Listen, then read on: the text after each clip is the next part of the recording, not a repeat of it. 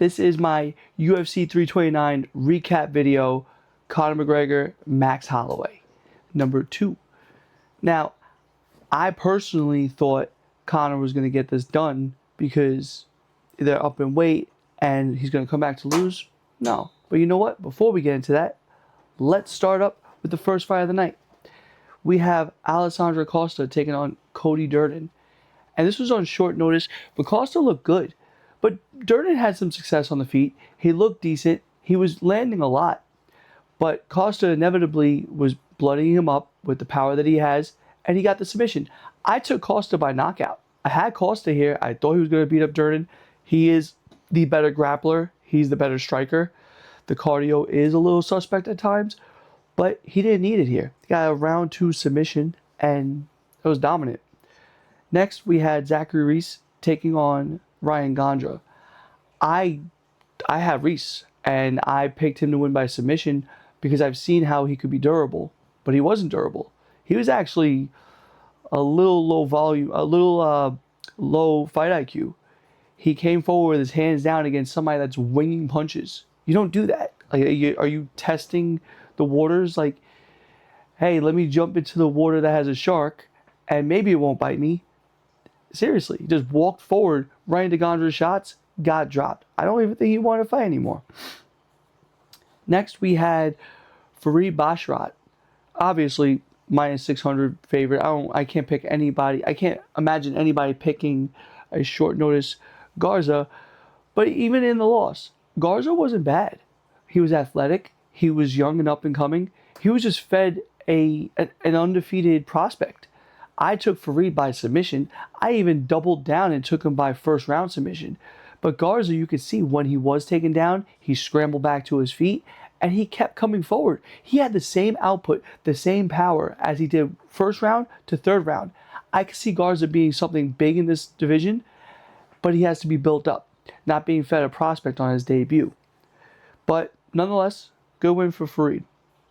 Next, we had Damian Piñas taking on Cesar Almeida.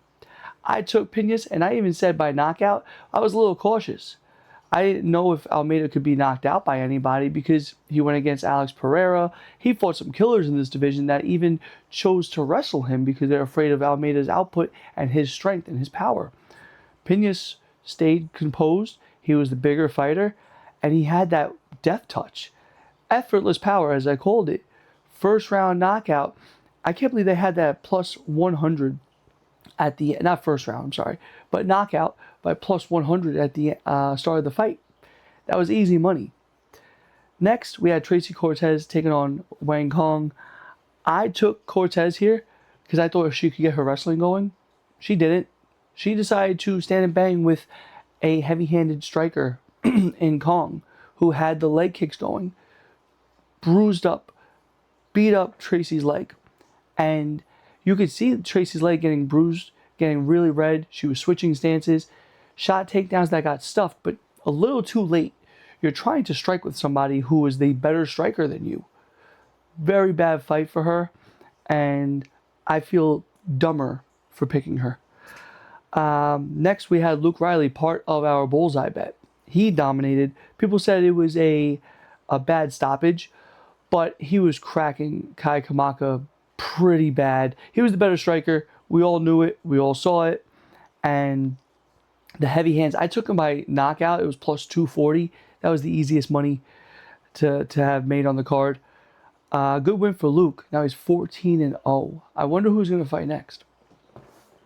Now we have Adrian Yanez. He was a minus 430 closing. No, I'm sorry. I think it was 470 closing, but I took him at 430. I took him by points. I thought Cody might have been able to dance around a little bit, but Cody got right in his face. Immediately got into his face. And you don't do that with somebody that has power like Yanez. I took Yanez by points. It was plus 220. Knockout. All my friends said, why would you take him by knockout? You don't know Cody has no chin right now? Cody no chin? Not Cody no love? Good win for Yanez, but bad loss for Cody because he just not the same. He's not who he used to be. Next, Gable Steveson. I became hesitant of this fight because I heard that his coaches, maybe there was some bad blood, said that he doesn't like to be hit. Now, Elijah Ellison is not that good, but he has some power. So I was afraid that maybe Gable gets hit, backs up, gets hit again. But we saw Elijah have some dog in him. He was moving, he was trying to get away from the power, but Gable was very composed. He wasn't over swinging, he wasn't going nuts. He had some good power in his hands, and he inevitably got it done. Minus 280 for the fight to end in knockout was a tremendous prop. I am very happy I parlayed that. Next, we had Nikita Krylov taking on Robert Whittaker. Whittaker got it done round 3. I think he broke his jaw. I initially took Whittaker when I was watching my tape studies, but then I pick flipped because I saw the up in weight. And Robert, he was the faster fighter. He got the flow going. Nikita dominated him round 1. I was sitting there telling my boy, I'm like, you see, this is crazy. You don't go up in weight with somebody that's a killer like Nikita. He almost got him choked out. But then Robert found his flow. He got his speed. He got his timing. He looked very, very big at 205, but not in a good big. He looked very stocky, a little out of breath, but he wasn't. He didn't slow down, and inevitably, he got a round 3 knockout at 205. That's a tremendous win to go up in weight. Next, we had the second half of the bullseye bet. Terrence McKinney taking on Bobby Green. I am the first to admit my wrongs. I am the first to say, well, that's how the cookie crumbles. But I can't do that here. I cannot be humble about that. This fight seemed like a fix. He was outstriking Bobby, bloodied up both of his eyes, took him down, had multiple opportunities for submissions, couldn't lock in the submission. They get back to his feet, and then gets punched in the stomach, and everyone's like, oh, liver shot, liver shot. Where? Where was the liver? Okay, doctor, show me where the liver is. Show me where Bobby hit him. He hit him borderline hip, right by the stomach. He hit him in the liver? No. One shot to the stomach, he goes down? No. I call bullshit. And the bullseye bet fails for another week because of Meshuggah, whatever the fuck that is. Next, we had Lorna Kavanaugh taking on Brandon Royval. I went back in texts to my boy and I said, Brandon Royval could get a submission. That would be sick because he's an opportunistic grappler. And when I was breaking down this fight, I was going through the stats and I saw Brandon Royval attempts takedowns at like maybe half for his last 15 fights or so. Something like that measurement. He does not shoot takedowns. What did he do in this fight? Shot 4. 4. If I saw that, if I had like a magic wand, if I had a crystal ball, and I saw that he was going to try takedowns, I would have picked Brandon Royval here. Because Larner is the better striker. Although that jab really gave Larner some trouble. But I thought, because I took Larner by knockout, I thought it was going to be the same thing as a Charles Johnson and Manel Kape situation, where the range wasn't the problem with Charles Johnson. He got on the inside very easily. So Larner doesn't have trouble with range. And I thought that was going to be a first round knockout like Manel Kape did to Brandon Royval in the last fight. But he couldn't even get near him. And when they got close, Brandon mixed in his takedowns, looked like the better fighter, showed levels to this game to Larner. I still like Larner. He's a good fighter. But Brandon Royval is just better at this game. Next, we had Mario Batista taking on Corey Sandhagen. I've been picking Mario from the get-go. He was getting pieced up first round. And then, I'm sorry.